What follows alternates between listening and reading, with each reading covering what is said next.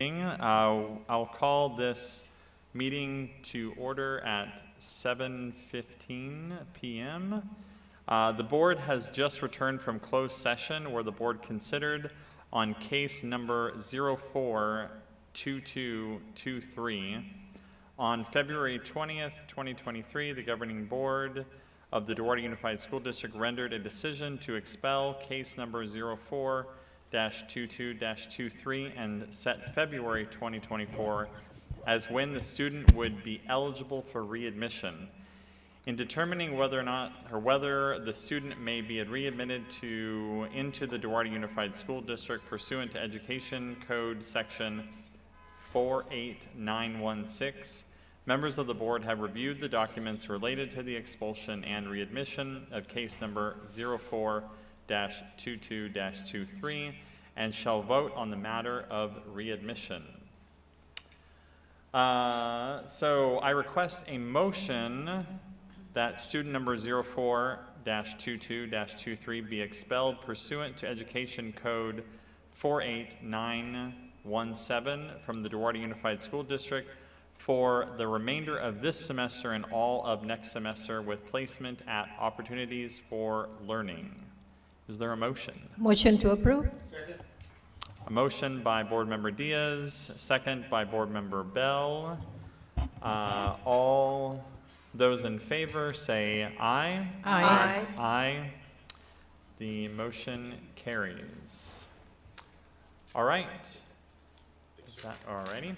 Okay, so we're going to go ahead and get started now with the roll call. We'll go ahead and start with Board Member Bell. Present. Board Member Diaz. Present. Board Member Finley, present. Board Member Holguin. Here. And Board Member Carroll. Here. And Student Board Representative Navarrete. Here. Am I saying that even close to right, Priscilla? Yeah, kind of. Okay. It's because I was just down in El Salvador. I was dusting off my Spanish chops there. So, all right, so we're going to go ahead and move on now to our flag salute, which will be done by Board Member Bell.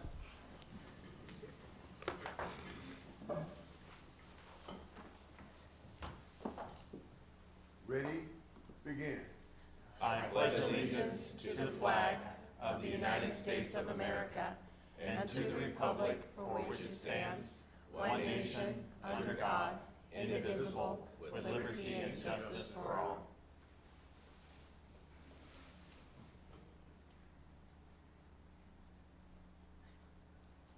Thank you. All right, we'll now move on to our beliefs and our vision and our mission by Board Member Carroll. Our beliefs.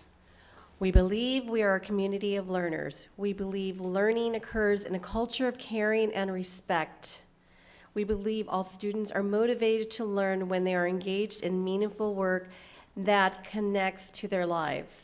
We believe expectations do influence performances and outcomes. We believe learning increases when there are high expectations for performance and conduct. We believe we have the responsibility to find solutions that enable all students to learn. Our vision, 21st century schools producing 21st century students. Our mission, to provide the knowledge, skills, and inspiration for each student for success in college, career, and life. Thank you very much, Board Member Carroll. All right, we'll move on to the adoption of the agenda. May I have a motion to adopt the agenda as written? Motion to adopt? Second. All right, motion by Board Member Carroll, second by Board Member Bell. All those in favor say aye. Aye. Aye. All right, I believe we are now moving on to the spotlight of my alma mater, Duarte High School. There we go. So I believe, is it Mr. Haro and Mr. Ernest that are coming up here to showcase DHS? So just Mr. Haro here. Okay, sounds good.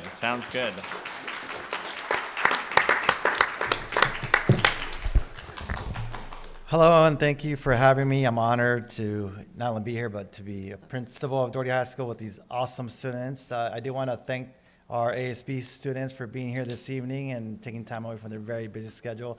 You know, when thinking about what program to highlight from Duarte High School, it was a little bit hard because there's a lot of great things happening at Duarte High School. We have our athletic programs are thriving. Our band is always performing at different places and winning a lot of awards. Our AP students are doing great. So a lot of great things are happening. We're a comprehensive high school. We have a lot of stuff going on. Before I move on to the early college program, which I'm going to highlight tonight, I do want to mention how hard our ASB, our student leaders, work on our campus. They drive the school spirit of our campus. They plan so many events, lunchtime activities, rallies. I could have made this presentation just about what they do. They're here early, they're here late. They just have so much going on. And on top of that, they maintain great grades and are doing wonderful things academically. So I just want to give you guys kudos for all the hard work and the drive the school spirit that we have is attributed to you. So thank you so much for all that you guys do. All right, so let's move on. So early college program, I think, we talk about that, but there's a lot of nuances around that I wanted to make the public know more about. We are super proud of our program. Next slide, please. Of our early college program. We've had it since about 2008 in a cohort type of system. That's coincidentally when I started in Duarte. Dr. Barba, working with Eric Rabatoy and Citrus, created this cohort system. Prior to that, about 2006 or so, there was a classes offered here and there, but it wasn't what it is today. So what is early college? It's basically a dual enrollment program where students are taking courses at two different places, dual enrollment. So for us, our partnership with Citrus goes far back, and students are able to take college courses while also enrolled in Duarte High School, obviously. Dual credit is given to both institutions. So taking classes through college, Citrus College offers college credit on their college transcripts and also on their high school transcripts as well. And I'll get into those details in a second. Next slide. So how does it work at Duarte High School? Our early college program works pretty straightforward now. We have it to where it's all zero in first period. That way students can focus on their DHS classes 2nd through 6th. So zero in first period is reserved for our early college program. They arrive early and work through zero and through first period. Their classes are either Mondays and Wednesdays or Tuesdays and Thursdays. Fridays they have off, but they use that time to study and catch up on their very busy coursework. Early college students are placed within a cohort, but we've recently added an a la carte type of program. So we originally started with a 2-year cohort where students were allowed into the program at their junior year. About 6 years ago, we expanded it to a 4-year program. So students now can start as early as freshmen and be enrolled in early college for 4 years. Most recently, we added an a la carte menu for students who maybe can't commit to a cohort, kind of that regiment for taking those courses every semester. Those students that want to try a class or maybe are interested in a particular class, they have the option to do that. So we've expanded tremendously to the point to now, I can say that we have 27% of our students enrolled in early college class, which is fabulous. And I can say the way we do things and the way we structure things really makes it accessible to our students. Other schools have these types of programs, but I'm very proud of the way we do it for more open access and more accessibility for our students. Next slide. This is sort of just a sample schedule for a freshman, what this may look like for them. They take their early classes in the morning, and then they work through their Duarte High School classes throughout the rest of the day. For example, for this freshman schedule, they will take arts, motion picture appreciation on Monday and Wednesday, and then on Tuesday and Thursday, they will take that second class there, and then focus on their gen ed classes, not gen ed, but the Duarte High School classes in the afternoon. Next slide, please. These are the sequence of courses that a student would take throughout their 4 years at Duarte High School. You see there's about 15 classes there. They're taking 2 classes a semester. One additional benefit of this program is that some classes satisfy both graduation requirements and the college transcripts as well. What I mean by that is, let's take, for example, History 107. So it wouldn't make sense for a student to take a college course, U.S. History, and then we also have to offer that U.S. History class for graduation. So they don't take both. They take the college U.S. History course, and they get credit for both: the high school diploma, the high school grad requirement, and the early college transcripts credit for that class. So there are 4 courses currently that satisfy both. So it's almost like double dipping in a way. So it's a benefit to them in that they're not wasting any time and benefiting from both A through G requirements and college credits. Next slide, please. These are the courses that we offer. It does change. We do meet yearly with the Citrus College reps. These are the courses we are currently offering through either the cohort system or the a la carte system. As you can see, there's quite a few. And they all fall, if you're asking how do we choose these classes, they all fall within the A through G, I'm sorry, that's high school, the I get C requirement. So next slide, and I'll explain what that is in a second. So the I get C pattern, for those of you who don't know, it's basically the classes that you would take at a community college to satisfy your general education. So those classes at a community college, by satisfying them, they help you earn your associate's degree once you pick your major. It's also used to transfer.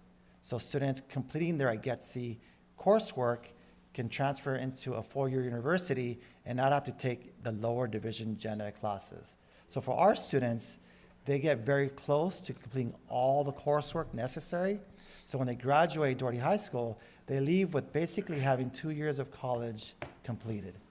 Most of their gen ed classes completed. We're very short. We're 1 class away from completing that. It's a lab component to a science course. We're working that out with them to try to figure that out. But being able to complete almost 2 years of college during high school and your graduation requirements is just an outstanding benefit to all, we can say. Next slide, please. So why do it? What are the benefits to the families and students? They're tremendous. There are many.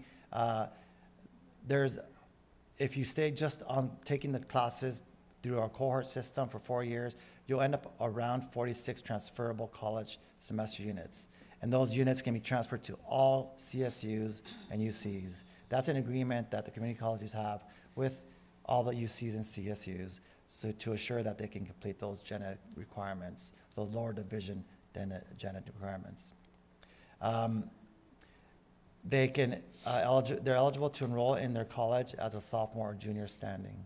I interviewed a few students who graduated from our program, and we keep in touch, and they all say they when they enter college, they're almost at a junior standing, just based on this program, which is great for them. And thinking about the cost of savings, it's very expensive to go to a CSU and a UC. Looking up just online, and my son goes to a UC nearby, and for them, it's about $30,000, right, to go to UC, live there, tuition. So think about the savings for the family who can maybe just saving 1 year of tuition and living costs. You're thinking about $30,000 just for that one particular student. Now, you at CSU, or if you stay at home, it is cheaper, but there's thousands of dollars of savings for students and families by participating in this program. Also, it provides you an accelerated pathway, so students can, if they want to graduate early to get into the career field quicker, obviously that's a way to go. Or a lot of students, I'm finding that is they use this program to be able to then double major or work on their minor in college. So it's a great avenue for that as well. There's access to college professors and that rigorous coursework. I did mention how we keep in touch with graduates. And that's one thing that they say that always comes back is how they benefited by it helping them prepare for their coursework in college. That it really prepares them for the rigor, for the structure, for the study habits that they need to be successful, that once they get into college, it's a piece of cake because they've already been doing it for a couple of years. And then finally, not finally, but Having college coursework and showing that you're successful at them is great on a transcript, and it makes you very competitive for these more highly competitive schools. So it makes you more attractive to these competitive schools. And finally, it guarantees access to these high demand classes. Students that do attend community college sometimes have struggled taking some of these courses because of the impact of just the number of students taking classes. Here you're guaranteed these courseworks without having to get on a waiting list or maybe having to wait a semester or two for different classes. So those are some of the benefits of this program. There is more to it, but these are the gist of it. Next slide, please. I'd be remiss to not mention a few things about our guidance team because of their guidance and their help. And it was National College Week last week. So this is our guidance team and some of the things they do. One thing I do want to mention is that early decision program with Citrus. That's another program we have with Citrus that every student on our campus gets familiar with. So if students are not on the A through G track, maybe not going to a four-year college, we have every single student, we sit down with them and we help them apply to Citrus. And it really takes a student to say, no, like leave me alone, I don't want to apply to college. That's how much we really support our students and get them on a path to their post-secondary goals. And it's fine if they don't have aspirations to go into a community college or a four-year college, but they need a plan to go and do something great, right? And that's what we assure. And this team does great work with that. So I just want to highlight them and give them big props for that. I do have several students here who are part of the early college program, but two who are going to just mention a few things about what they think about the program, how they feel it's benefiting them, and some of the things that they enjoy about the program. So first, I'd like to point to our student rep, Priscilla. Thank you, Mr. Haros. So I'm in the four-year cohort for the early college program. I personally love it. I think it's a great opportunity for all students. It's helped my work ethics by increasing my responsibility, taking the time to get to know my professors and working with them. It definitely has helped me with my other high school classes. It takes like us students out of the regular general ed that we have, the classes we have to take, and gives us the opportunity to take classes that we never thought of taking.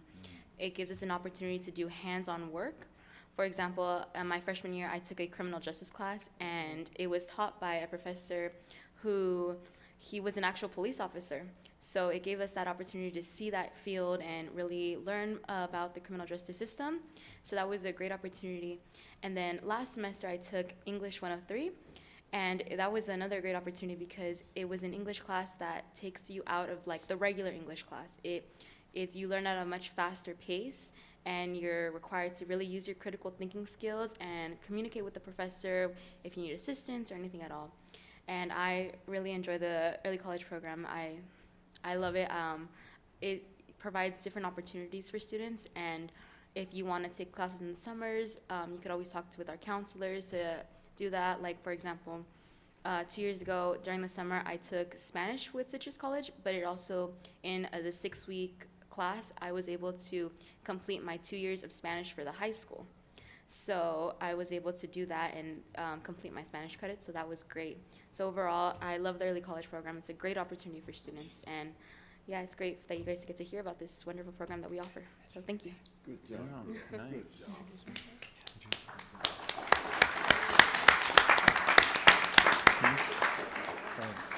Both of them are. Hi, I'm Hannah Malone, and I'm a junior at Duarte High School, and early college has been very beneficial toward me in my experience at DHS because it has taught me time management as I have to balance the workload and extra classes along with extracurriculars such as sports and ASB. Additionally, it's helping my future because it has and is advancing me in getting credits while saving me time now and saving my family money in the future toward getting my undergrad and med school degrees. Although altogether, its benefits and preparation of workload and time commitment for college in the future is definitely drastic, and that's why I love early college.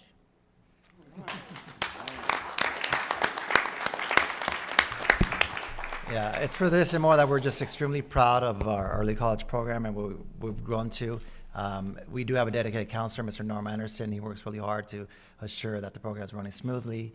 We meet yearly with Citrus to look at the classes and make some adjustments. Sometimes there's issues with professor availability and different things, but we do make sure that every class we offer is helping them towards that IGETC, that gen ed requirements. We're not trying to waste anyone's time here. So that's all that I have. Do you have any comments or questions for me? Board members, any comments or questions? Yes, I really congratulate all the students that are enrolled in the early college program. And I always don't miss the opportunity to brag about one of your students that graduated during the pandemic. Diana? It was Diane Marquez. And because early college, she was able to go into I think it was? Cal Poly Pomona, thank you, at the age of 16. She just turned 15 at 16 when she graduated. And she's right now in her first year of master's. Wow, yeah. So she's gonna have her master's done by the age of 21. Wow, yeah, that's So amazing. it is amazing, this program. It's amazing for the kids that are really, that want to expedite their education. And like you mentioned, the savings that the parents can have because the early college program at the high school. So thank you, Mr. Harrow, and thank you to your entire staff. Mr. President, can I just add one thing? Absolutely. Board Member Diaz captured it quite well, but I would just add, not only did she graduate from Cal Poly Pomona, she's an engineer. She's an actual practicing engineer and now getting her master's. And so she graduated from Duarte High School at like 16 and 2 days old or something like that. And by the time she was 20, she already had a degree in engineering. So you're not able to do that in a lot of places, but you can at Duarte High School. And so I think that we're in a really good spot, and it's a program that definitely needs to be celebrated. So thank you. I was going to say, my daughter graduated from high school, Duarte, and one of the things she wished she would have done was to actually do the early college program. But at that time, there was only a 2-year. There wasn't the 4-year. And I guess it wasn't, I don't know, I think now it's become very much more, like parents are realizing and students, look, she went to UCLA and going 4 years there, she thought, darn, I could have gotten out of here sooner if she just would have done at least a couple of classes here and there from early college. But imagine there's been some students that have done that and they're done a lot quicker. So that's a motivation right there, because it sounds great, 4 years, but it's a lot of classes you have to take. But if you can get through it quicker and get to the degree you want to get to, or where you want to go for, a lot of that is just general ed you have to get through first, which this is what you're doing. So to get it through now and just motivate yourself to just focus on that, you can go on and really do what you want to do and set out the career path you really want quicker and faster, and save money on your parents too. Any other comments from the board? I just want to say, Mr. Harrow and you and Russ, thank you very much for being the leaders that you are in this area. And many people just don't know how important it is for just what you just described and what you shared. And this young lady is another perfect example, just the way she conducts herself. So thank you very much for keeping that leadership going in our school district. It means a lot. Thank you very Thank much. you, appreciate that. Great. Well, I will just wrap up here. Thank you, Mr. Harrow, Mr. Ernest, for your leadership at the high school. And I really want to thank the students for coming out tonight. It's excellent to see your dedication, not only to your education, but to your high school. And it's when you are juggling the kind of schedules that you're juggling, I saw baseball players walk in here. We've got students that are juggling early college, regular high school classes, sports, ASB, and sometimes jobs are mingled in there too. That is, hugely impressive that you at such a young age are able to balance all that. I know when I was at DHS a couple of years ago, you know, I was doing okay, but I would definitely not be able to juggle the kind of schedules that you all have. So you are really to be commended, and you know, make sure that you illustrate that. You know, if you do decide to go into college, which I'm sure many of you are in this early college program, you know, point that out. You know, you were not just, you know, living the life of luxury and you know, taking it easy during these 4 years. You were really putting the pedal to the metal, and because that's what you're going to have to do in college. So it's great to be able to say that I'm already doing that before you get there. So congratulations on that. And I'll wrap up by not embarrassing my daughter. As soon as I walked in here, she said, "Dad, no embarrassing stories." So I will hold off. And anyway, so thank you very much. And he's the president. That's right. That's right. Okay, so I think that is it. Thank you very much, Mr. Haro. Mr. President? Yes. With permission, we'd like to ask if Mr. Haro, Mr. Ernest, and our scholars would indulge us with the board coming down off the dais to take a group photo. Yes, that'd be awesome. I love this idea. And I think there's some goodies back there. So, Mr. President, we'll take a quick recess. Recess is good.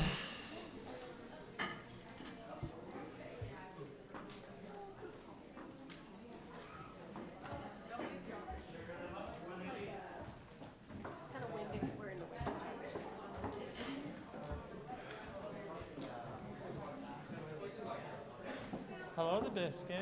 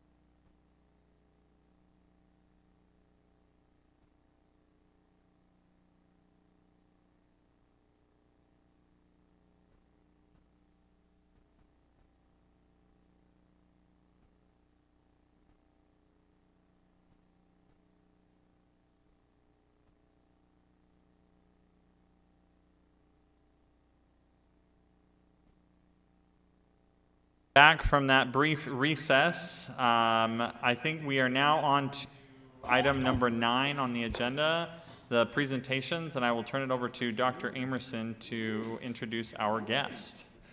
Thank you, Mr. President. So we are on item 9.1, presentation on the report of final sale of Duarte Unified School District's election of 2020 Measure S General Obligation Bonds, Series B.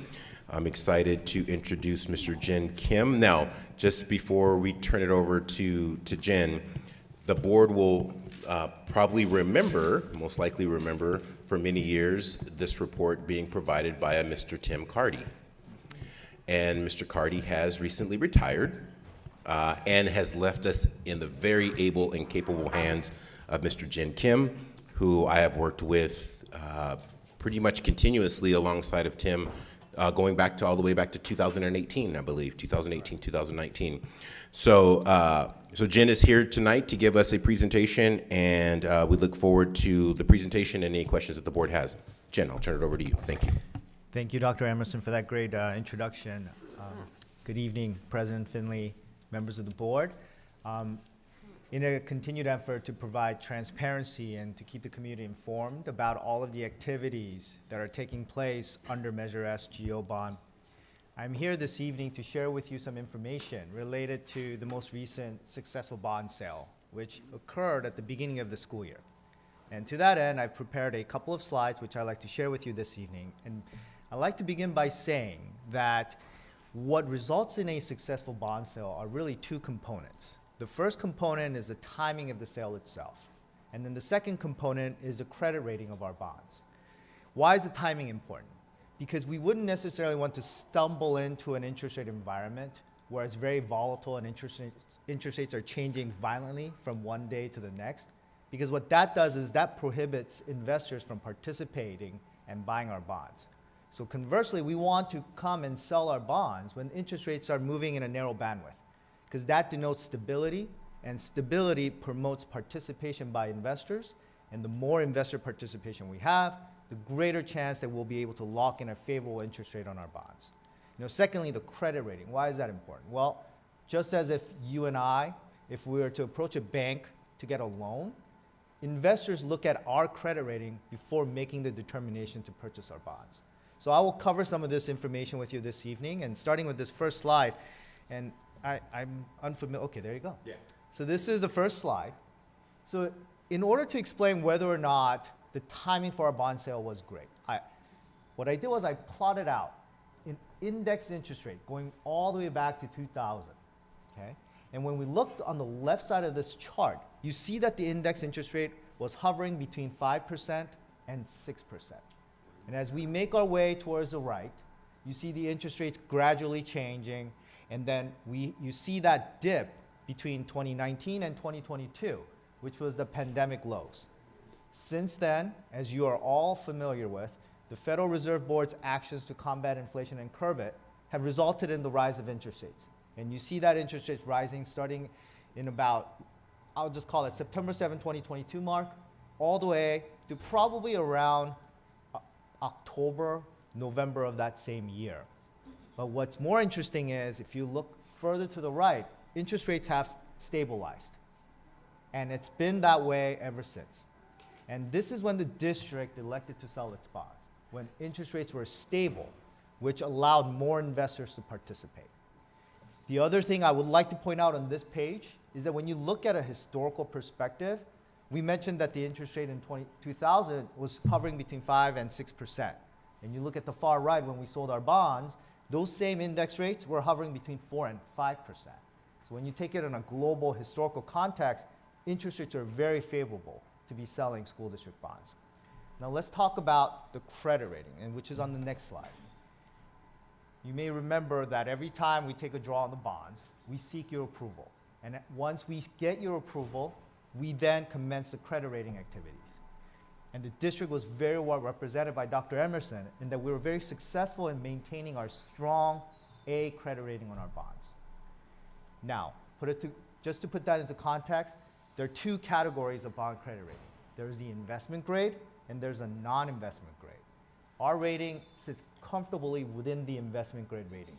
And this helps us attract the demand from the investors to buy our bonds, which in turn allows us to lock in a low interest rate. So you may be wondering, well, what are some of the factors contributing to our high credit rating? We looked at the report and we see a lot of these complements, such as attract transfer students from all across the county. You know, this is all that innovative programs. I heard just one of them today with the four-year college plan. The other thing that is improved financial position, strong management team. These are all positives, and the credit rating analysts took that into consideration when it was assigning us this high, solid investment grade on our bonds. So now we have a good credit rating, we had good market timing. What did that result in? So the next slide is a little summary about the bond sale itself. This is a list of investors which participated in our bond sale. Just as a reminder, when we sell our bonds, this is a nationwide effort. We start from investors in the East Coast, and we end with the investors in the West Coast, San Francisco, New York, and San Diego sometime. And if you look down this list, that bottom right figure, that $80 million and 5,000, we offered $26 million of bonds for sale, but we received over $86 million in orders. Why is that? Good timing again, and the high credit rating. And having this high demand allows us to filter out all the bad orders. Because you might be wondering, well, did all of these investors buy our bonds? No. What we did was we filtered out all the high interest rate ones and kept only the low interest rate orders. And that's what we presented and locked in. So if you go to the next slide, we sold all of the $26 million of bonds, which we set out to do. We sold all of them as the traditional current interest bonds. And the interest rate that we locked in, the average interest rate is 4.4%. When we planned Measure S years ago with Dr. Emerson, the planning tool we used was about 4.5% for every draw. And if you remember Series A, we locked in a much lower interest rate. And this is also a low interest rate. What does that mean? This builds on, and this is a benefit to our Measure S bond program in a whole, and that we may be able to take a draw of our next bond series earlier or at a lower tax rate. The third bullet, the repayment ratio.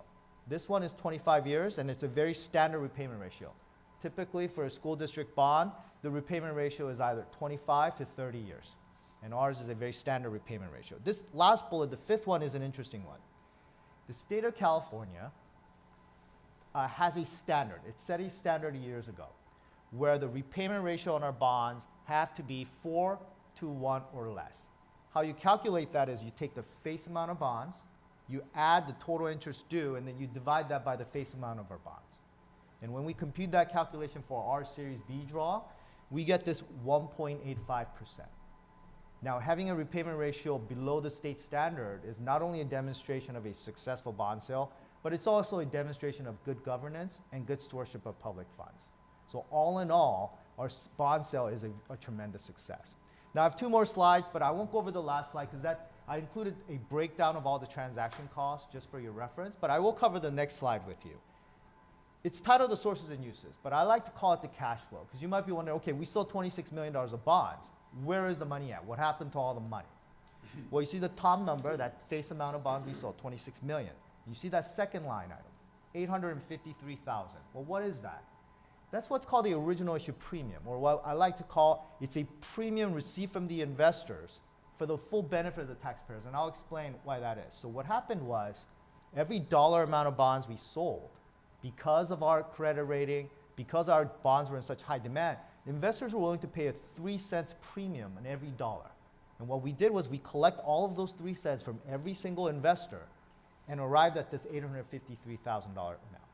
And what we did with that money was we took that money right off the top, deposited in a special account at LA County, and it's held in trust by LA County for the full benefit of the taxpayers. And this is how it benefits the taxpayers.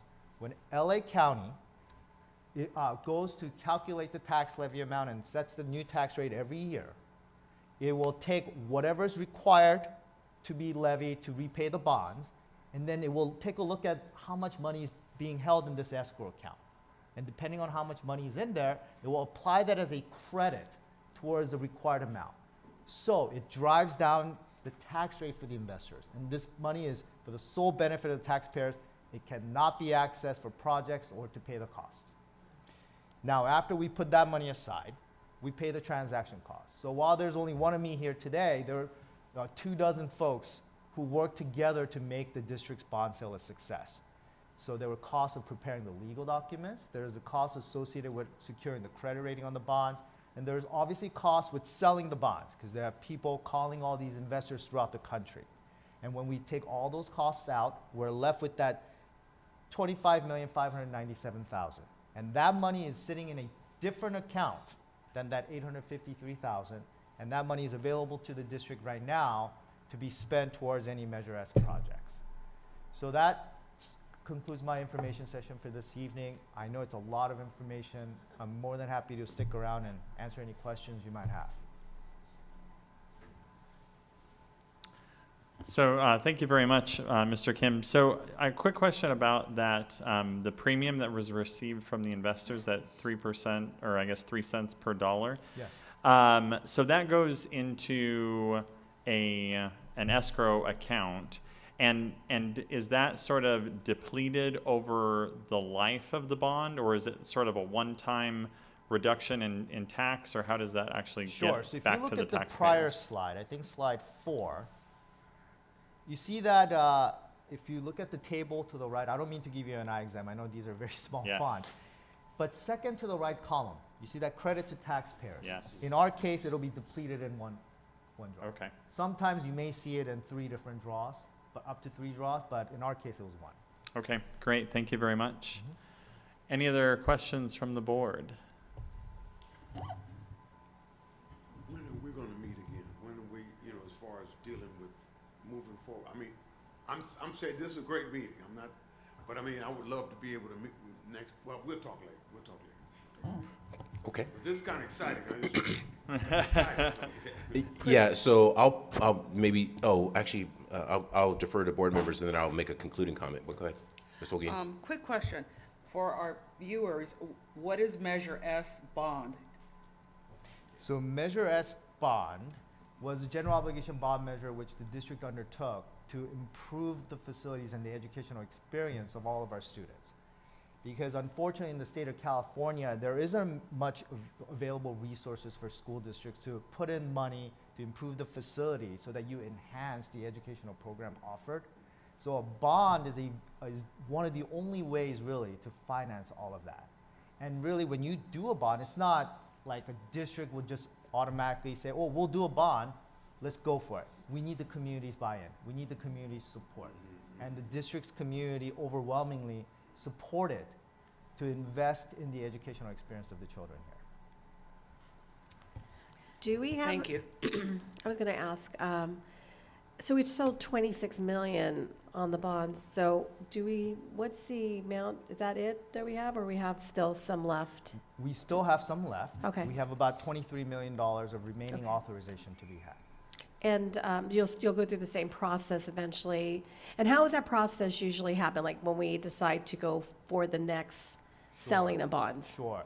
So built into these general obligation bond program, there is a transparency mechanism whereby every time we decide to take a draw on it, we'd have to come in front of the board to seek your approval.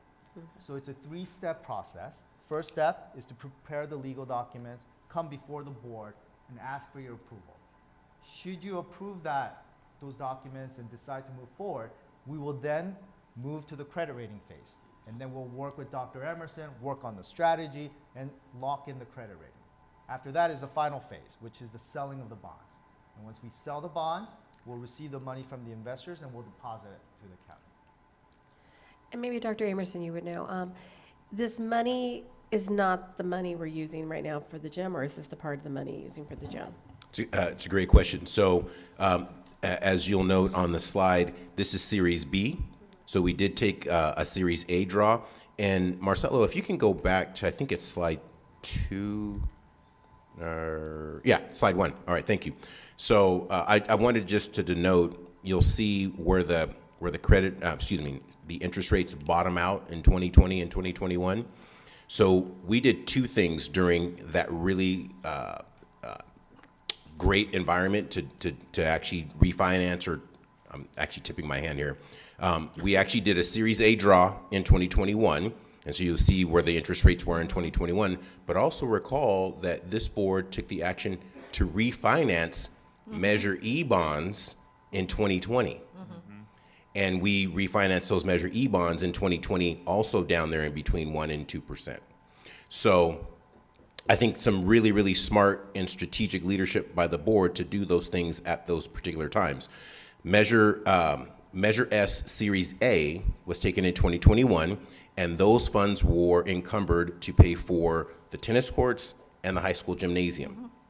So Series B is going to finish out the portion of it's going to finish out the gymnasium, and then it's also going to support the transition of MIT as well as preschool relocations for both of those programs. So that's how we've got those dollars encumbered and kind of earmarked to do those particular projects. And again, it's through the teamwork and the support of Jen and the team at Piper Sandler that helps us to be able to know when's the best time to go out, when we can, how we can, and then to work with the S&P, the actual analyst, to actually get on the call with these folks and essentially sell our district and community to them, because their report will directly influence whether investors want our bonds. And again, go to the next slide. One more. When you get $86 million worth of interest for $26 million in bonds, it's because you have a good story and you have a very healthy organization that investors want to actually put their money into, and that's a testament to the work that we're doing. Dr. Emerson, this question is for you. As Rosa asked before, for information to the public, can you remind us how can we and where can we use this money for? Yeah. So, and Mr. Kim captured a little bit of it in his comments, but when you go and you secure a bond, the bond allows us to do work to increase, enhance, modernize, and improve the education and learning spaces across our district. There is no defined and ongoing pot of dollars through the state of California to support school modernization, school improvement, school enhancements. It is all done on a local basis, other than if the state tries to go for some sort of a statewide bond initiative, which they've done, I think, maybe the last 2 election cycles. But for the most part, districts have to do it on their own, which means that we've got to go out and get buy-in from the community. We've got to show the community why we're going to be good stewards of their resource, and then we have to show evidence and constant progress towards using those dollars. So here's the other thing that's important, and this is the things that our attorneys will tell us immediately whenever we want to take the draw. Do you have a way to spend, is it 75%? I think. 85. Oh, can you spend 85% of this draw within 36 months? So, and then we have to show the attorneys how we will do that. So it's basically, we can't take the draw and then sit on the money and just collect interest. But the law does not permit that. Once we take it, we have to say, we're going to build this, we're going to build this, we're going to build this, and we're going to build this. And that is a very, very, very clear and direct expectation from the state, and our attorneys really, really hammer us on making sure that we have a plan to spend. Yeah. Can we use that money for textbooks or for something else in the school district? No, you can't use it for textbooks. However, there are provisions in the law that will allow us to do it for some technology purposes. So Chromebooks and things like that, those technology initiatives, there are provisions in the law that allow us to do that, and we have leveraged bond dollars for the implementation of our one-to-one device program, but not for textbooks. That would be a violation of the law with respect to those bond dollars. Thank you. Great questions, everyone. Thank you. All right. Well, thank you very much, Mr. Kim. Great presentation, and thank you for answering all of our questions. Very welcome. Thank you. Thank you, Jen. Thank you Appreciate so it. Thank you much so for much. being here. Nice seeing you. Make sure you get a cupcake. Or 3. All right, so we're going to move on to item 9.2 then, and we'll invite Dr. Nadia Hillman up here for her presentation about the LCAP and LCFF funding and budget overview. Good evening again. Good evening. Here I am again. I'm going to provide for you and the community a presentation that it's a mid-year update on our LCAP, our Local Control Accountability Plan. You'll see later in the agenda that it's being brought to you for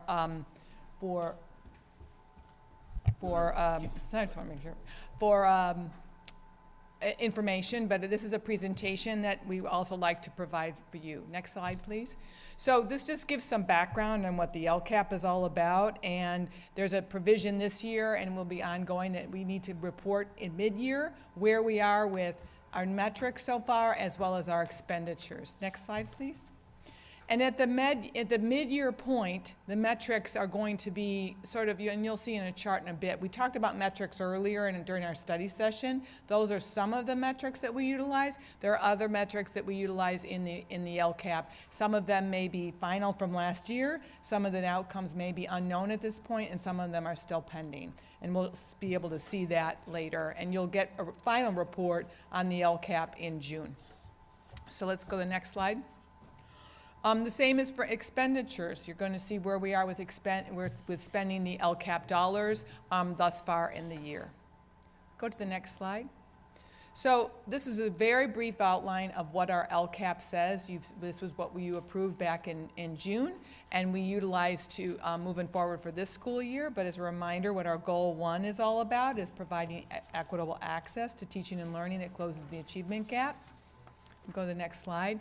And you'll be able to see some of the metrics that are utilized for measuring our progress on that work.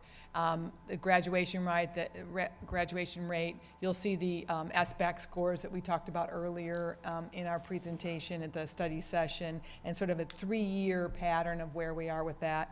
Let's go to the next slide. And you'll see English learner progress and our implementation of standards. Our local assessment reading inventory is not complete yet. We'll get that by the end of the year, and you'll be reported out at the end of the year. Next slide.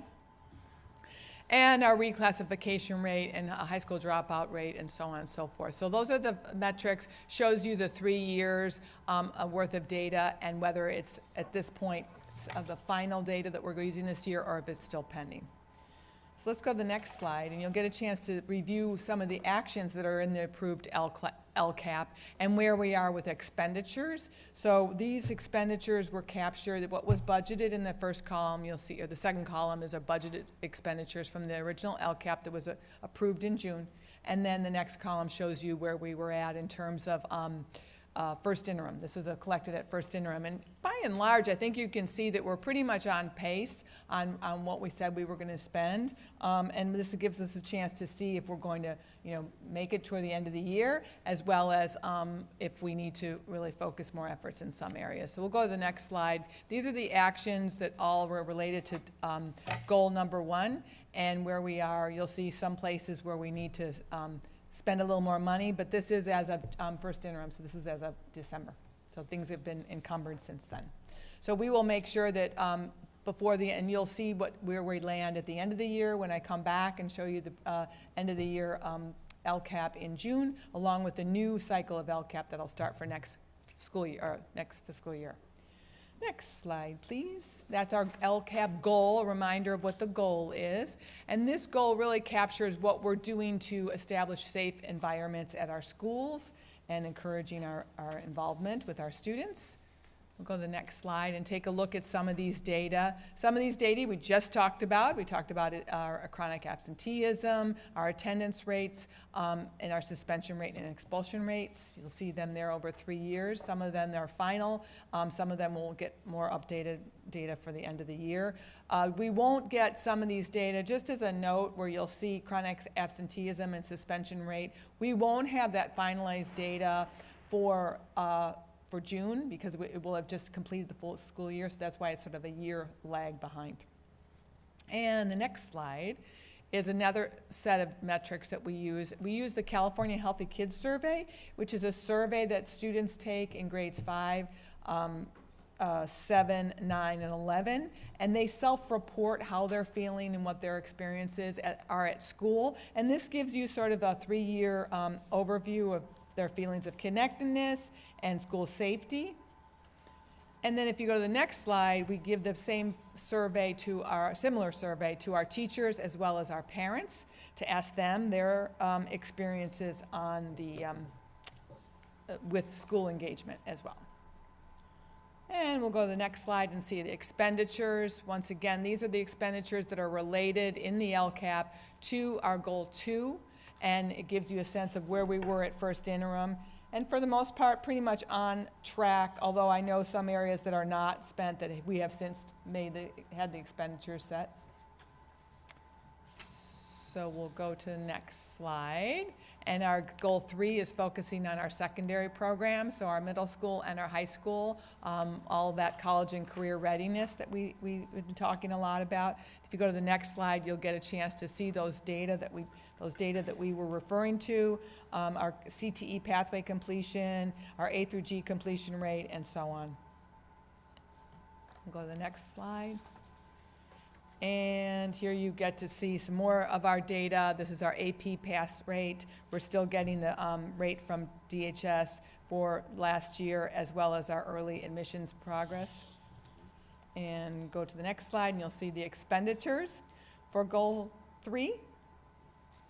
Getting them right, we're moving along there as of December of our first interim. And finally, Goal 4.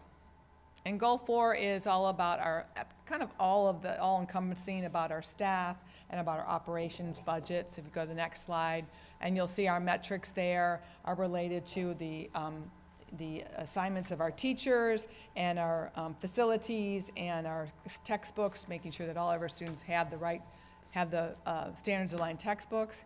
And we'll go on to the next slide and see where we are with expenditures. These expenses are not actually restricted in the same way. These are not supplemental and concentration dollars. These are our base rate from the LCFF, and these are all the rest of our salaries and our operations budget. And we'll go to the next slide and let you know, coming soon, this is sort of our mid-year point, but we're also just getting started really kind of deep in working on our next round of LCAP. So you'll be hearing about LCAP over the next several months. We'll be reaching out to the community, but we're reaching out to staff and our students to ask for input on how we can best support our students and the utilization of LCAP and the LCFF dollars that are really around the state priorities that we talked about, as well as what we want for our students. So that's coming along soon. And then my final slide is just a reminder that we're really proud of what we've done. We've talked about some increases that we've seen, and so decreases in chronic absenteeism. We're working on lingering challenges, and we're working on some of the other areas that we want to continue focusing on and make sure that all of our students have a successful experience. But we couldn't do that without the hard work of our dedication of all of our teachers, our staff, and our support of our parents, and the resilience of our students to continue our reach for excellence. That concludes my presentation, but I'm happy to entertain any questions if you have any at this time. All right, thank you very much, Dr. Hillman. Board, any questions or comments for Dr. Hillman? I was just going to say, this is a lot of information and a lot of work you do. I mean, all of you do just to put this together. When you say say LCAP Goal 1 actions, the money that is budgeted and then estimated annuals. Mm-hmm. So you'll deplete that within, that would be all of it you'll be using. So the first one was the first semester, say, and then the second The first one? interim is at budget. It was a place in time, so it was at first interim. First Okay. interim budget. Wow. I think that's pretty much all I had. I just thank you for putting this all together. This is a lot of stuff you really have to put into and write it in, and it's a lot of work. Yeah. Well, and it's because we take it seriously, and we want to utilize everything that we do intentionally and thoughtfully in the right way, and that's our goal. So Okay. you'll see it again. Exactly. Mr. President, yeah, I just have one. You got time for a question? Oh, yeah. All the time in the world for you, Mr. Bell. Just thought I'd say a little few. No, declining enrollment. Tell me just a little tiny bit, what's the a ramp for that? Just, So our work with declining enrollment, of course, there's certain things we can't control. Right. The areas that we can't control is how many babies are born and living in Duarte, right? So that's one piece that we can't control. But we can control are attracting programs and building programs to bring students in. So we know that, I mean, boy, tonight, learning about early college, what a great representation of people who, because not every high school has this, so to be able to come in for early college. And as we know, we also have our partnership with CS Arts. Our CS Arts partnership has brought in more students, and next year we're expanding it to 6th grade. We're already seeing an uptick in the amount of applicants for that program. Those students are students in our program in 6th, 7th, and 8th grade who are, for all intents and purposes, they are our students, and we collect, if you will, ADA on them. So that is another strategy that attracts families to come into our school district. So those are some of the areas that we're working on, and especially when something that we can control. thank you, thank you. Thank you, Dr. Hillman. I was just wondering, so these budget items that, we have the first interim report of what's been spent so far. Are all of those budget categories ones that we have to deplete this academic year, or does some money roll over into future years if we don't use all of it? The goal is to use them for this year's money for this year's students. That's Okay. what the goal is. And it is kind of a funny way to say it, but that's the way the expectation is that we would use them for this year. Sometimes there are things that get in the way. We've talked about them before. We've had hiring challenges. We've had times, and not necessarily this year, but we've had some years where we planned to do a lot more in terms of professional development, didn't have the subs available, so we couldn't provide the same level of training. Those are just small examples, but the goal is to keep moving forward. If we don't spend it all, we have to add that money on next year. We have to take that much more money away from general fund and apply it to the supplemental and concentration funding. That's what the key is. So I see. it's to our advantage, it's to our students' advantage, it's to all of our advantage to make sure that we expend it in this fiscal year. Use it or lose it, huh? Yeah. Okay.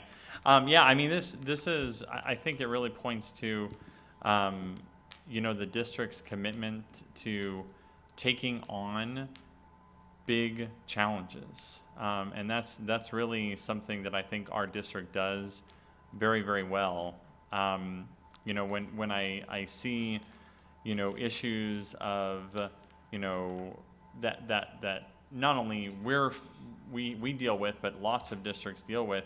And sometimes, you might be tempted to just put your head in the sand and just say, well, maybe this will pass. And I don't think that is ever the attitude that our district takes. And I really want to applaud, you and all the members of the executive team that really help push something forward that's, a solution to a problem and not just we'll see if we can skate by and if it gets better in a couple of years. It's really, we're taking a proactive approach to this. So thank you for presenting this information to us. It's really very helpful. Thank you. And it's just feeding off of what Dr. Finley said, because we're a small school district, and I'm sure every district's different, but we do have different areas that are, what I'm going to say, we have, a smaller class, we just have a smaller district in general. So there's things that come with smaller districts that probably don't come with other schools, and just working to figure out solutions and ways to implement things.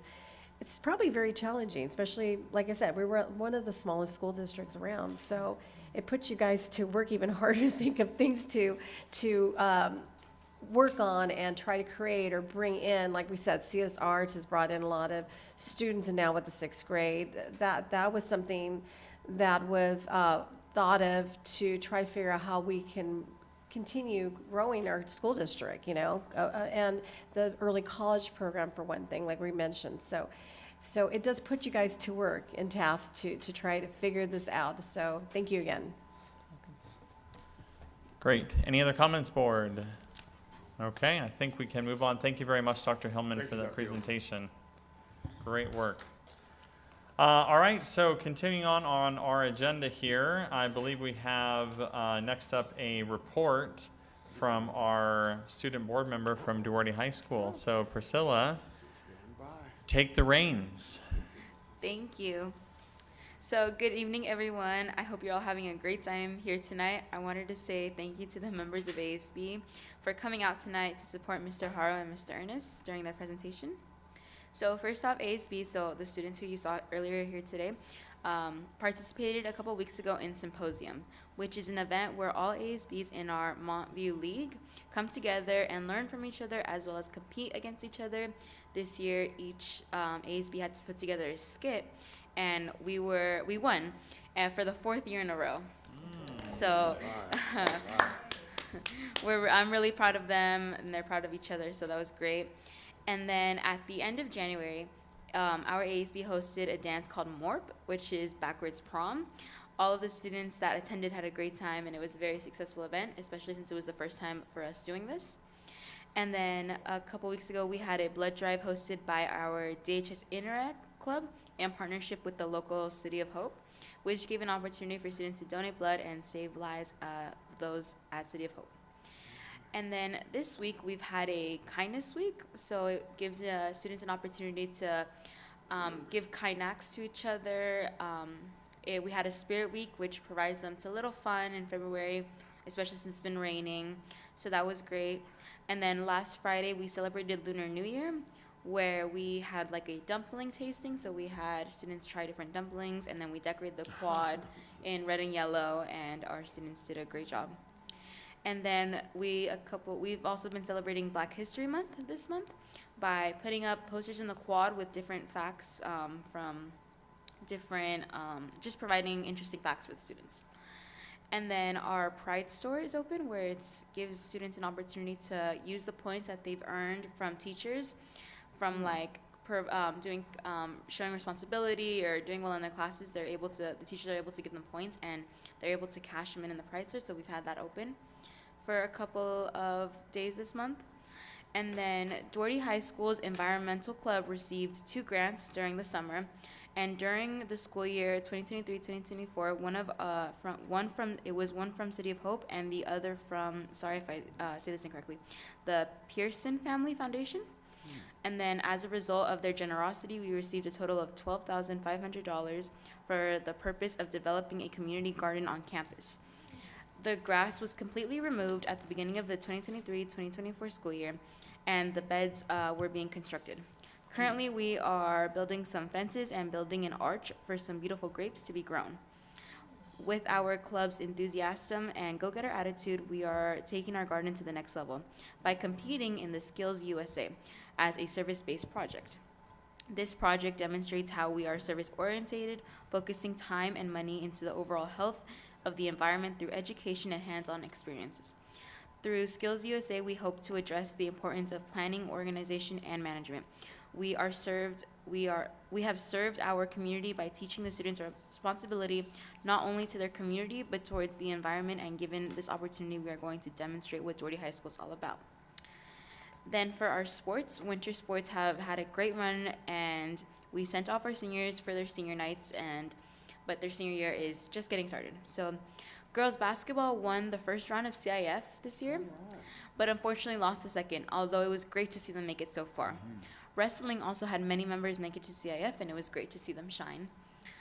Spring sports are underway and more than ready to start league.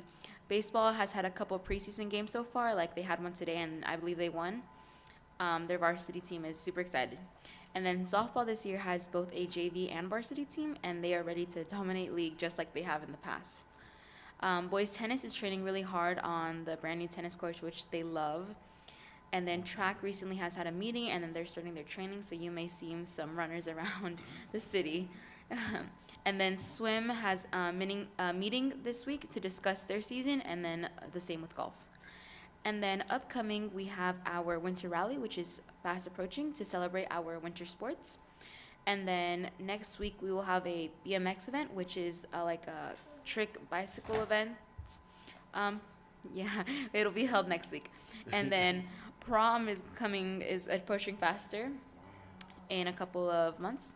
And then tomorrow, the seniors are announcing their Senior Hall of Fame, which is where they announce all their senior superlatives. And prom. Prom is going to be in Cocoa Palms. The seniors are enthusiastic to start their senior activities, such as their grad night and prom. And then the drama club is hosting auditions for their spring musical. I'm sorry, spring play. Sorry.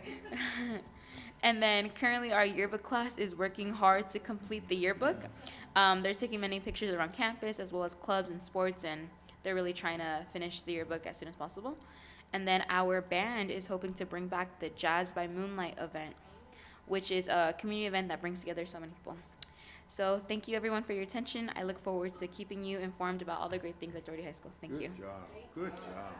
Excellent. Wow. So nothing going on at DHS, it sounds like. Okay. Every day. Excellent. Well, thank you very much, Priscilla. exhausted now. Excellent job there. All right, so I think we can now move on to the superintendent's report. Dr. Amerson. Well, Thank you, Mr. President. What she said. Thank you, Priscilla. What a comprehensive report, and I'm just thinking, what else can I add? There's so much going on. There's so many good things that are happening all throughout our district. So I'll highlight just a few. I wrote the words commitment to growth as like a little bit of a point that I wanted to emphasize, because this entire meeting has been that started back at 5:30 has been reflective. It's been thought-provoking, and it's been focused on taking stock of where we've been, and then also presumably where we want to go. So when you look at the work that we did during the study session and really kind of taking stock and thinking back to what occurred last year and then what we will do to build on that moving forward, I think gets encapsulated into Dr. Hillman's presentation this evening about the LCAP and the mid-year kind of check-in and reminding us what those priority areas are and how we're achieving and moving in those directions. And so it's this constant commitment to growth, the strategies that we incorporate, the growth and development of an early college program, the growth and development of the partnership with the California School of the Arts, San Gabriel Valley, the growth and development of our instructional program. So just yesterday, we spent time deeply looking and analyzing the instructional practices that were happening at Maxwell in our International Baccalaureate program from grades K through 8 to get really a picture of the systems, the structure, the environments that they're creating at Maxwell and getting great outcomes. The other thing that we have the opportunity to do, and I specifically have the opportunity to do, is to focus on using our learning walks as a tool for getting the instructional pulse of across the district. Because one of the most powerful things that we do when we do those those learning walks is to sit down and debrief after the fact, and then memorialize and encapsulate all the things that we learned, and then push that information back to the staff. Because we give them evidence of all the best practices that we saw, all the effective teaching, all the effective student engagement, all the positive things that we see. We then commit that to a memo, and then we push that back to the staff to say, these are the great things that you're doing, do more of that. And if you weren't using that strategy today, hey, think about it as you build your lesson plan and your instructional plan for tomorrow. And that is the kind of culture of continuous improvement that is at the root and the core of the work that we do as a school district. And so I want to just take a moment, and I sent a text to our entire principal team this evening, just saying thank you to them for coming and being so effective in presenting the different aspects and different facets of our California School Dashboard and how we're working on, some pretty big issues, right?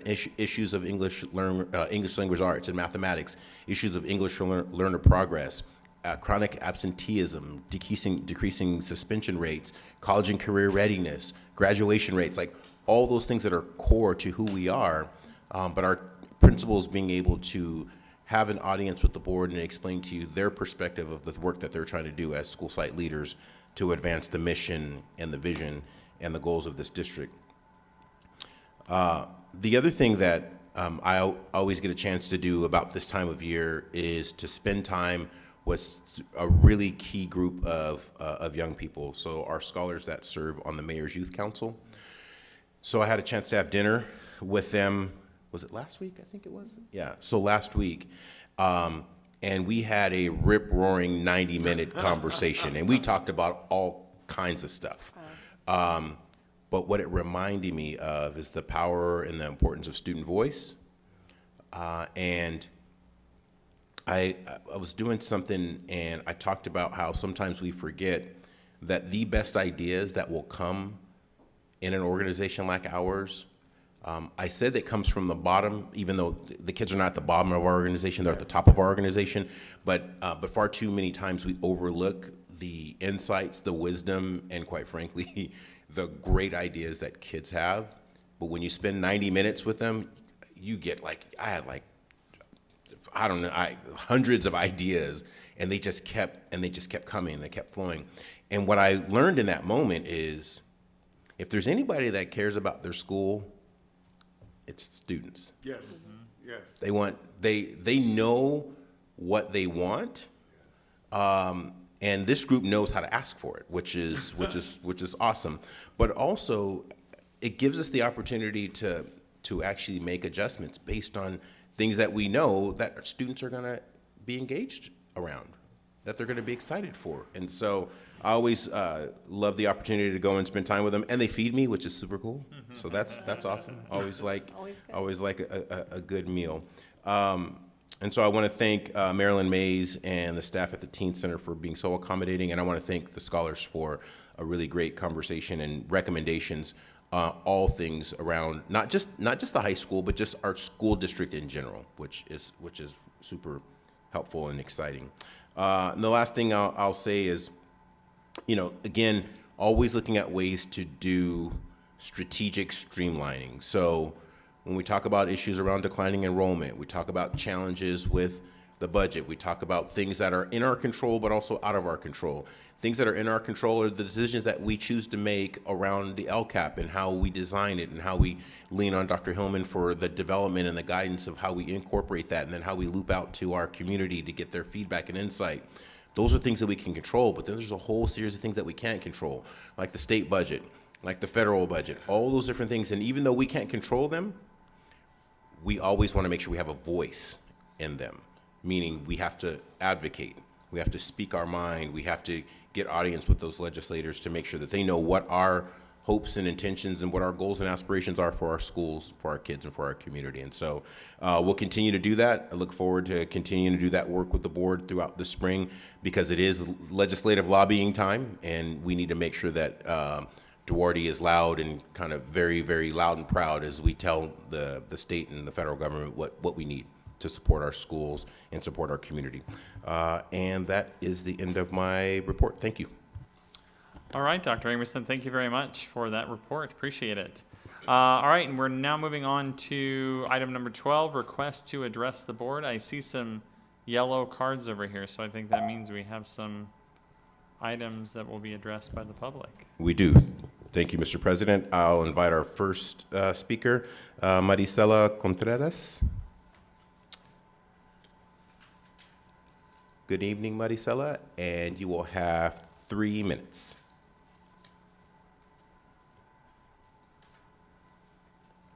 Good evening, Superintendent and board members. Good evening. Earlier this month, a parent survey was sent to Duarte High School parents by Tracy Hogg, Gabriela Jimenez. I believe they are part of community schools. And this survey is to help improve as a school for students and parents. This survey brings awareness to parents of the tutoring kiosk available 4 days a week, Falcon Family Center, College and Career Center, which are great services for high school students. However, it is another reminder of the lack of services at the elementary schools. Also, the survey included questions for parents for them to answer as to what programs, classes, clubs, and sports they would like to see offered. What kind of student workshops would they like to see at the school hosting? And is there good communication between the school and parents? All which are very important, and there are all excellent questions that bring awareness to the school, the district, and what our families feel should be implemented to help our students. I hope a similar survey is sent to parents at the elementary schools to help us improve our schools and the resources available to our kids. This school year, we have not received a similar survey, and I feel this is something that we strongly need to open areas of opportunities to start brainstorming and implementing similar services at our elementary schools. Thank you. Thank you, Maricela. And I'm going to invite our second speaker this evening, Mr. Steve Hernandez. Welcome, Steve, and you will have 3 minutes.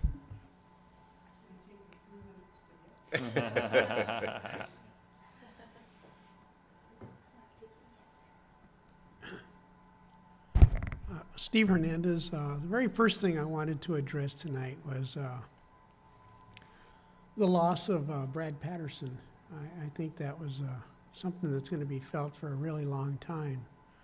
I got to work with him for 6 years on the COC, and that guy's vision when he built something, he wanted it to last. And one of the most impressive was when we had that heat wave after we put in the new field, and we were the only school district out here whose field survived.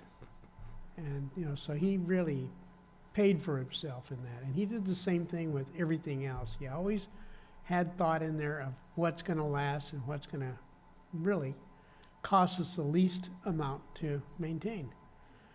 And he's just, to me, will be sorely missed. And actually, I was with him on Rotary, and he was an incredible guy. And I just thought that I'd bring that up to you guys. And but the second thing I want to talk about, and it's probably a little more, seniors are getting earfuls now from people there that are kind of still very pessimistic about our schools.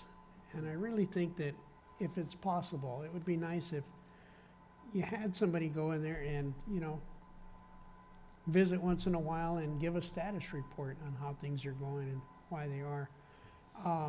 I had one person that I've known for decades that just came up to me and told me her kids are going to Monrovia School because she still thinks our schools are bad. And I told her they're not. But, you know, it's the rumors that went around for years and years here that have done this damage.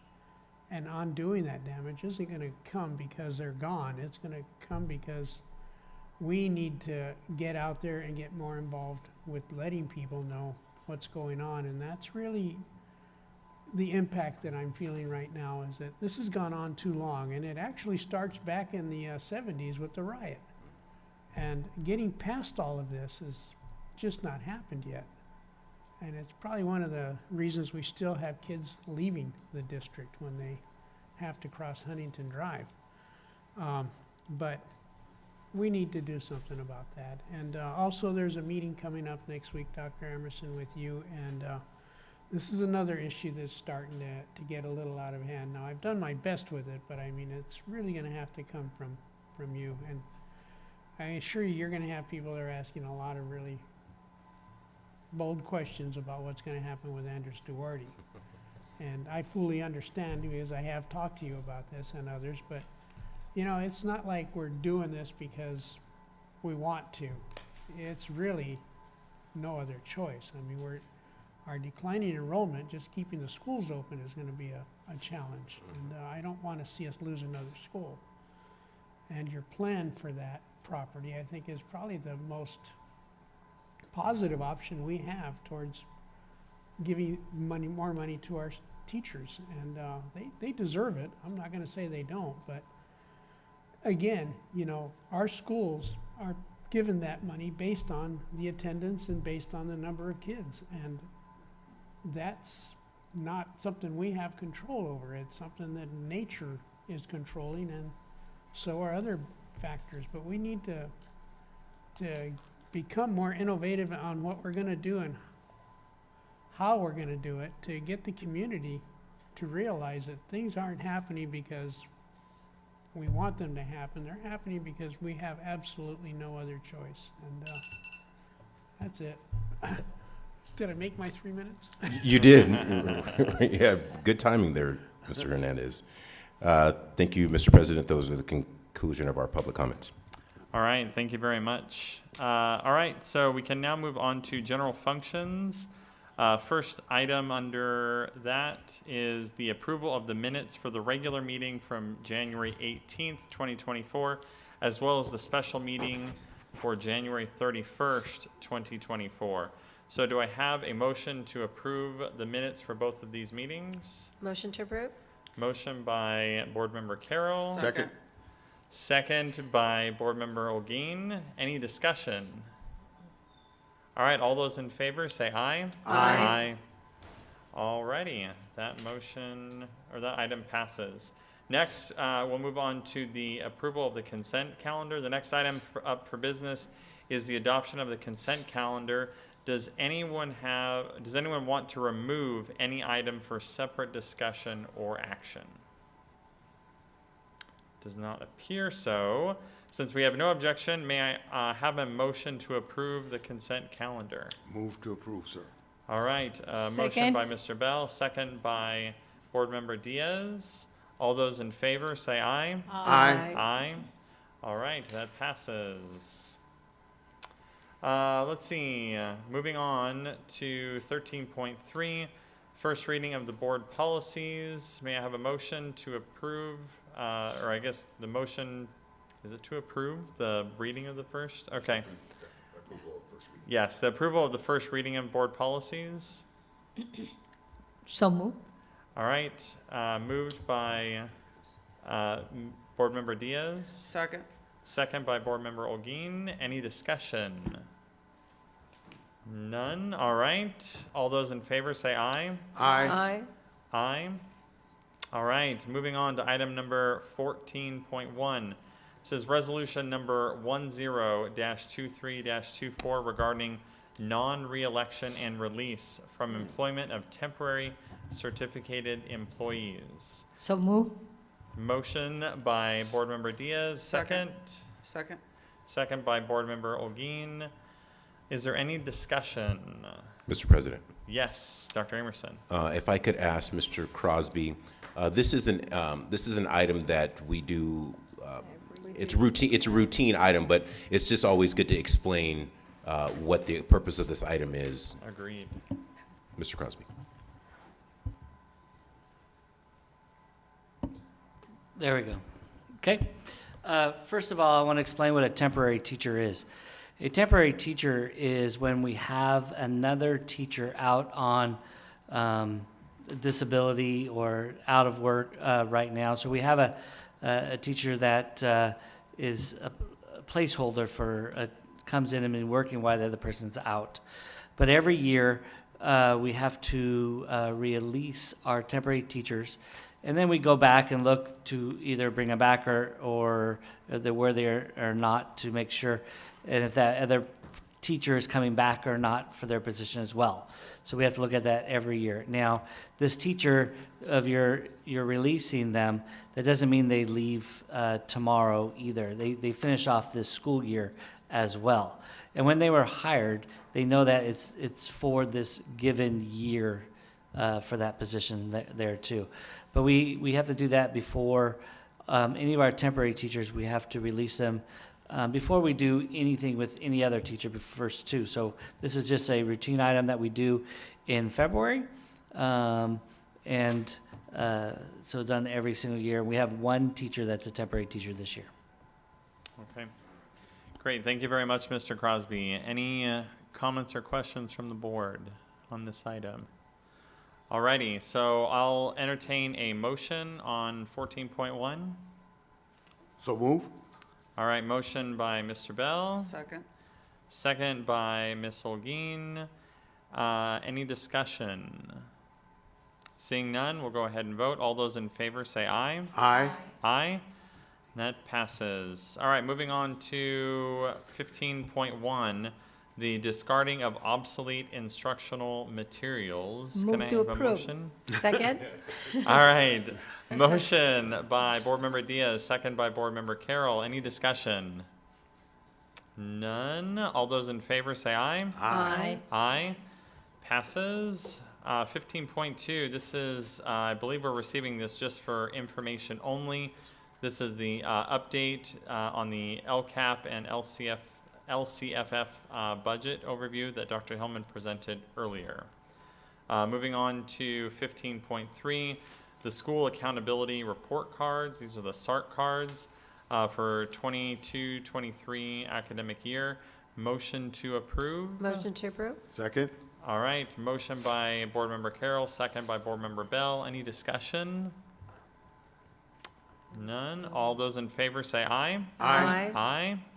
That passes. Moving on to item 16.1, and this is for an approval of a quote and award contract to Mission Paving and Sealing Incorporated for concrete repairs. Is there a motion? So moved. Moved by Board Member Diaz, second by Board Member Bell. Any discussion? Question on where are we doing this? Yes, good question. Yeah, so these are concrete and ceiling repairs that will be at Valley View Academy. Is it due to the rain? Was that? There's cracks in the concrete. No, it's not from the rain because we already were in the works to get these things repaired prior to the rain. I'm sure the rain probably exacerbated the problem, but this was pre last atmospheric river. Okay. Yeah. Okay, But it's at Valley. okay. All right, great. Thank you very much. All right, we'll go ahead and vote then. All those in favor say aye. Aye. Aye. All right, that passes. So we are now on to item number 17, which are non-agendized items. So I'm just going to go down the list in the order it is here. So we'll start out with Mr. Bell. Well, Steve, you beat me to it, but I just have to, again, it was very, very difficult for me when I got a message from our fabulous administrative secretary for our school district, and when I found out about Brad, it just knocked me off my feet. It just totally knocked me off my feet. But she was, thank you, Mercedes, for giving me the phone number, and I was calling his daughter, Michelle. And I've been over 33 years, and Brad has been probably one of the most outstanding employees I've ever been around in my whole time here. He never was no, it was always, Ken, we got to find a way to do it, or he always looked at the school district like it was his place, his home, or the way he handled things. And as you look around, I just wrote these words down because I was just so full. As you look around Duarte School District, many of the buildings and special facilities that we have here, that we have a privilege to work and enjoy being here, no one here now has more to do with it than with all our facilities. And if you look around and see, and for us to perform many of the tasks and the items for our staff and students to enjoy, just remember a marvelous, wonderful, outstanding employee, Brad, who wore many hats as he saw to it to make our school district buildings, facilities the best for all of us. It was Brad's attitude and attention to detail to make sure all of the right things worked just right. He put his heart in everything that he did. I will never forget how he made DUSD a great place. And I'm telling you now, board members, and like I said, in my 33 years, I've never seen anybody dedicated.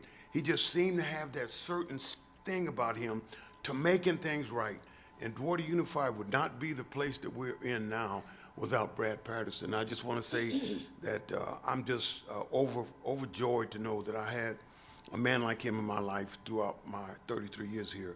And again, we lost a giant. So thank you very much. Thank you very much, Mr. Bell. Board Member Carroll.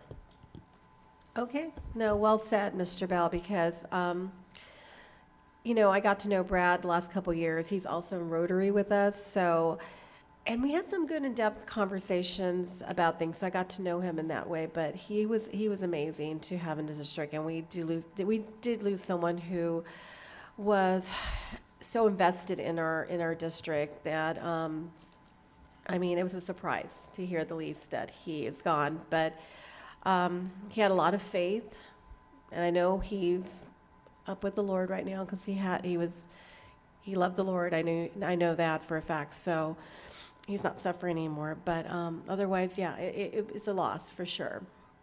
But I was going to say too, positive note today, moving to the high school being here, it was great to see how many students really do love our district here. And Priscilla is one here who can say, you know, earlier we were Mr. Hernandez was talking about the perception in our district, and some of the seniors still are looking back 30 years ago.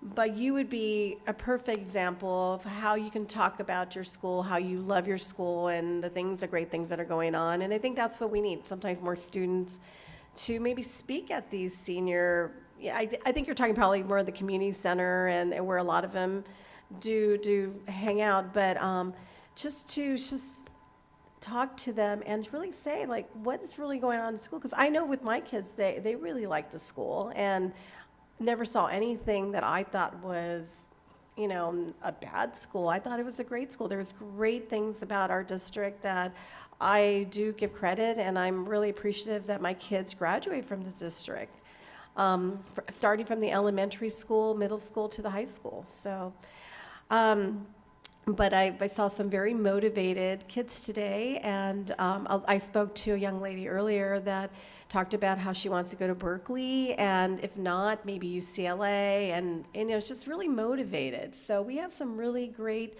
kids that are in the college program. Like you said, they're not only doing all early college, they're in sports, they're so involved in the school district, and it takes a lot to balance that out. But you know what? This is what I feel, this is exactly, they understand what it takes, and they have this goal. So it was great to hear from Mr. Haro and what's going on in our high school. Let me see. Also, I was just going to say, it was great to also be a part of our Teacher of the Year in Sacramento, where we got to see Hannah Rodriguez.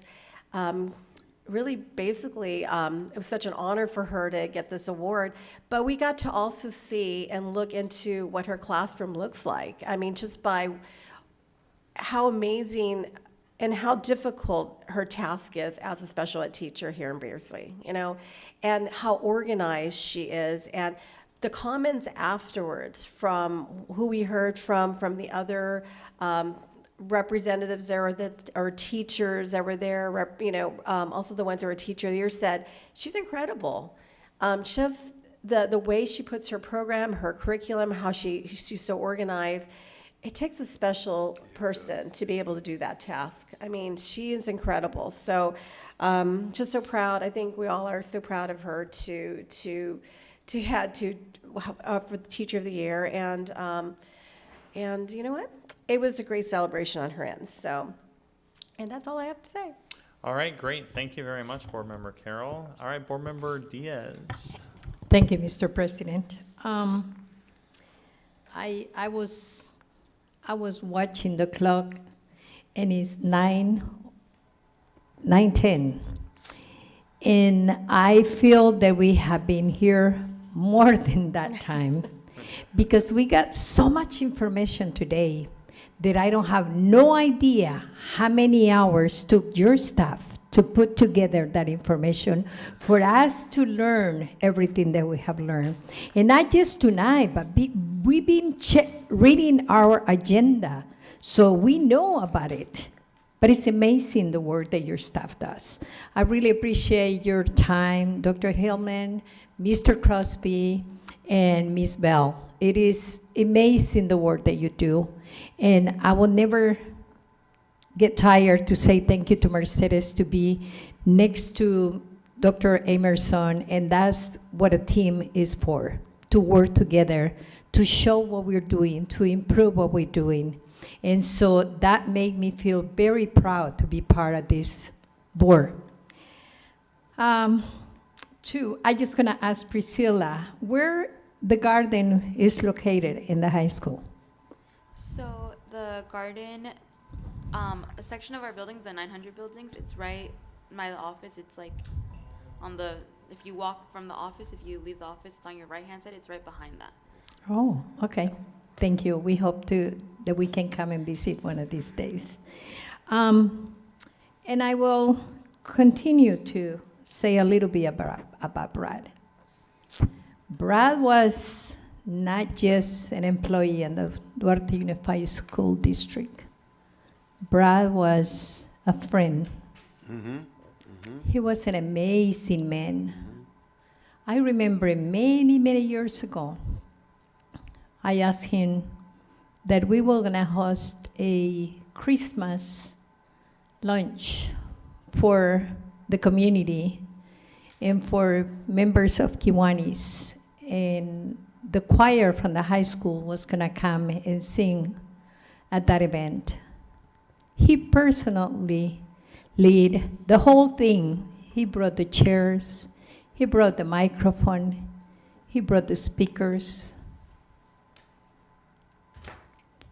For many times, until one evil person came to this place and told me, if you want to host your private parties, bring your own performances.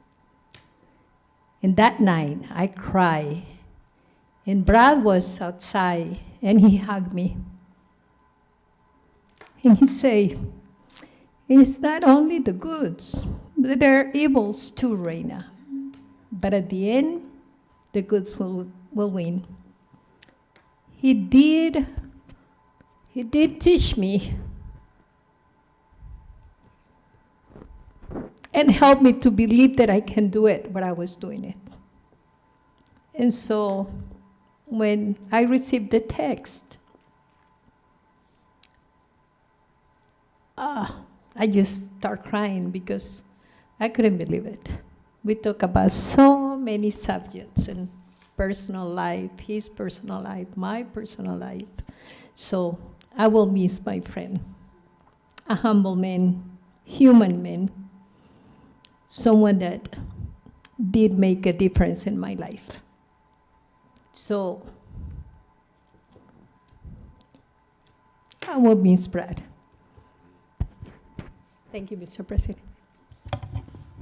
Thank you, Board Member Diaz. I'll go ahead and go next here, and I will agree 100% with everything that people have said about Brad. You know, he was one of the first people I got to know when, I guess even before I was on the board here, and was so kind and patient to explain things to a new board member, someone who probably asked the same question 3 times and took a little while to get through my skull. But you know, when I think about Brad, I think about the connections and relationships that he formed in our community. You know, this was not someone who came to Duarte and just punched the clock and went home. You know, he was very, very invested in our community and in our schools, and really, I knew almost immediately in meeting him that he had a quiet force in him for making the DUSD the very best it could be, and that's something that I think is a relatively rare thing, and that we don't see all that often. And you know, I think that his positive impact will be felt by this community for decades to come. I mean, I know how his fingerprints, probably figuratively and literally, are all over DUSD. And I think that brings him joy even now, right? You know, Cece had mentioned he's looking down on us and going, Yep, you know, I had a good ride down there, and we're incredibly grateful for him every single day. And you know, I recently read a book called The Good Life that talks about the longest study on happiness. It's called the Harvard Study on Adult Development. It's been going since the 1920s, where they've been following individuals from the Boston area for this entire time, and even going on to their descendants now. And of all the things that they have measured, you know, diet, exercise, medications, all this kind of stuff that one can do to take care of their life or not take care of their life. They said far and away the most important thing as a predictor of health and happiness is the relationships that you have with people. And I think you could look at someone like Brad and you can see he knew that. He didn't need any study to tell him that. He knew that those relationships that we have in this life, whether they're work relationships, family relationships, friend relationships, relationships with students, just anything, even casual relationships, just going to fill up gas and talking to the person next to you. Those are the things that are going to lead to a rich, healthy, happy life. And I can't think of somebody who exemplifies that much more than Brad Patterson. And so I do want to express my condolences to his family and the entire community for this loss. And I'd kind of be remiss if I didn't mention also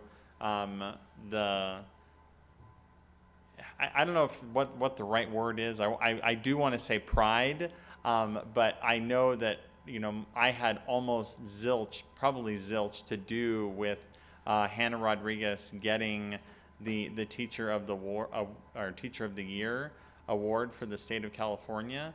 But I don't know what else to describe that feeling when she was up there, you know, giving her little speech to this room full of people.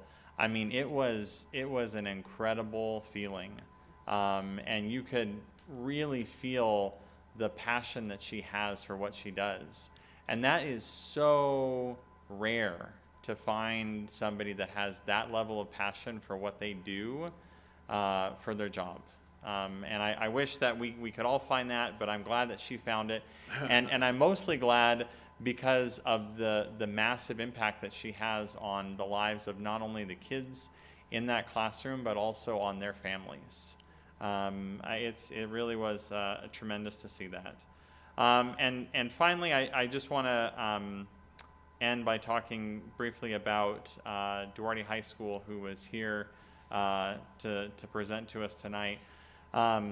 It's a great place. It is. I'm honored and thrilled to be able to have two of my kids at that school.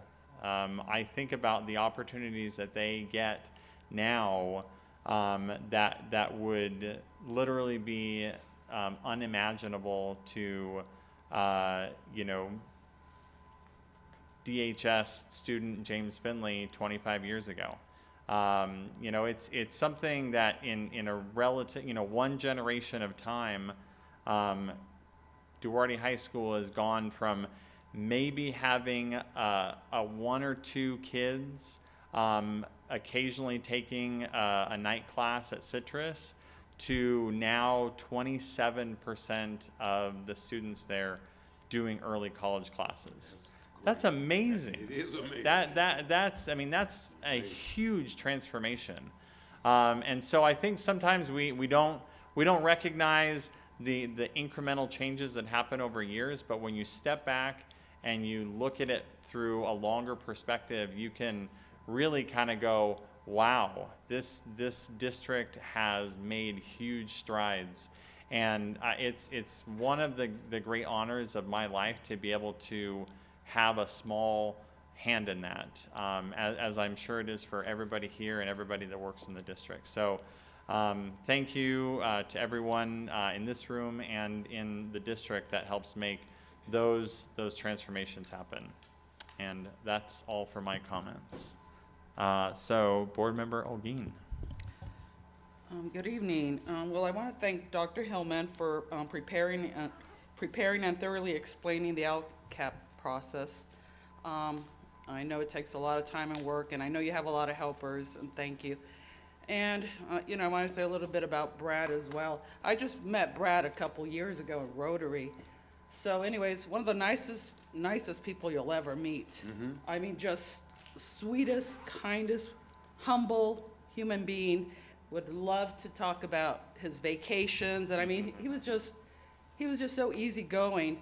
Anyways, he was always at our fundraisers. If somebody said, we're doing this, we're doing that, he was always there.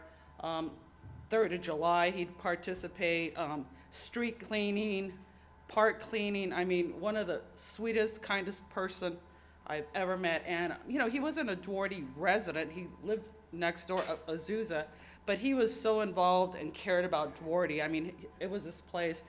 But one of the experience I had with him was right before I was running for school board.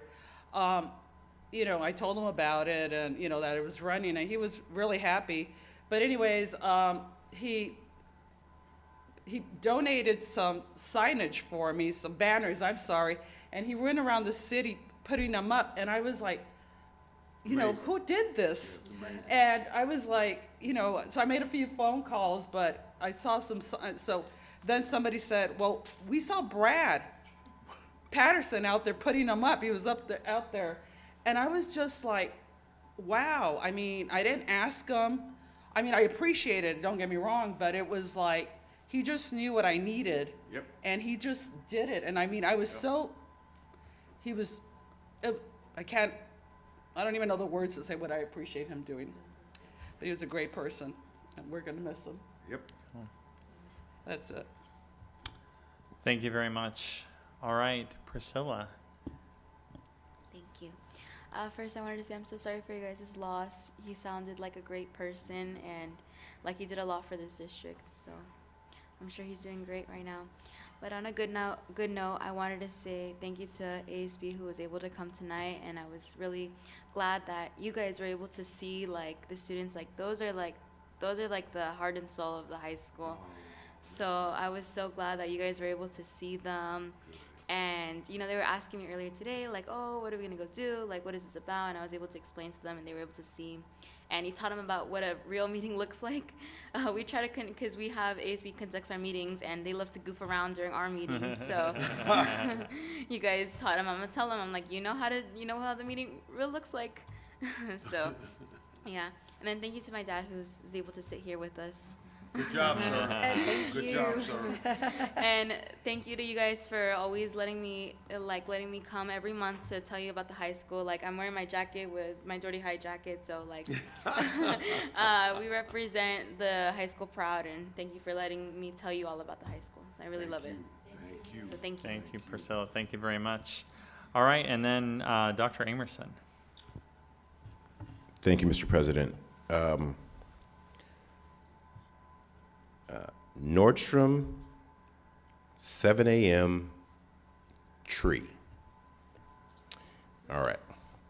So many of you may or may not know or recall, but Brad was always impeccably dressed. So what most people don't know is that Brad had a stylist at Nordstrom. I was always like, man, you, and he would come in with some outlandish colors every now and again. We're like, man, your stylist really got busy with you. So he was this, he was just this interesting character because he was a salt of the earth, blue collar bleeding blue collar kind of guy, but knew how to dress the part, knew how to do the part, but then knew how to roll up his sleeves and serve. 7 a.m. So many people don't know this, but during the Measure S campaign, we were very, very busy and very active. There was we'll call them the four horsemen, myself, Mr. Bell, Mr. Crosby, and Mr. Patterson. And we would meet Saturday mornings, just before 7 a.m., and then we would go and place yard signs for the people who were supporting the work that we were trying to do on behalf of the school district. Brad would organize the signs, he would organize the maps. He was instrumental in making sure that this district had what we needed. And then tree. So Raina, do you remember the tree? Do you remember what you asked Brad to do for me? Planting the tree?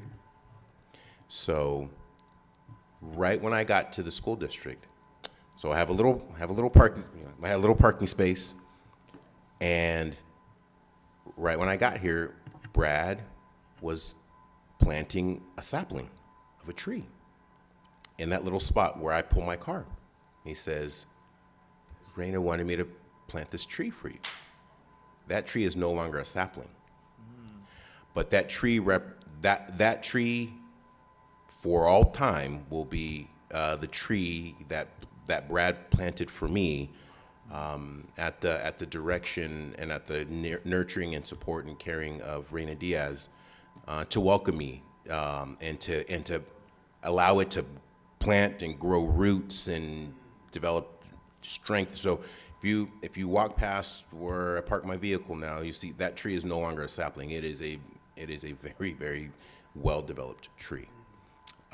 And so that's why to do a tribute to Brad this evening, I said Nordstrom, 7 a.m. and tree, because those things are what I remember about him. And he will certainly be missed. The last thing I'll say about Brad, Brad never was super optimistic about anything, but he was never super pessimistic about anything. He was just always very, okay, just sure. But you couldn't get him, I mean, I think we got him to do a kind of like belly roll kind of laugh once, maybe or twice, but he was always just in the right place, the right time, with the right answer, with the right attitude. Never too high, never too low, but always just right. And that is, I think that is something that is special and unique to Brad. And we're lucky to have been around him and to work with him and have him in our lives. So this is my tribute to Brad. Thank you. All right. Thank you very much, Dr. Amerson and the whole board up here. We will go ahead now and very rightfully so, I'm looking for a motion to adjourn this meeting in the memory of Brad Patterson. Move to adjourn. Second? All right, motion by Board Member Diaz, second by Board Member Carroll. Any discussion? None. All those in favor, say aye. Aye. Aye. Thank you very much, everyone. Thank you, board. You know what, Brad, one time I came to the shop, our business in Monrovia, and I usually, there's a back door.